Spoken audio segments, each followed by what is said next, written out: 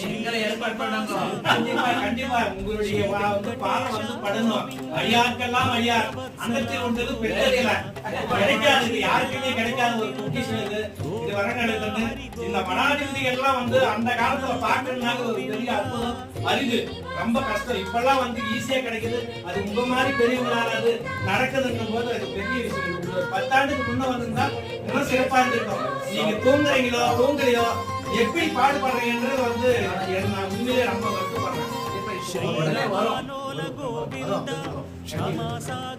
Govinda Govinda Hari Govinda Gokula Nandana Govinda.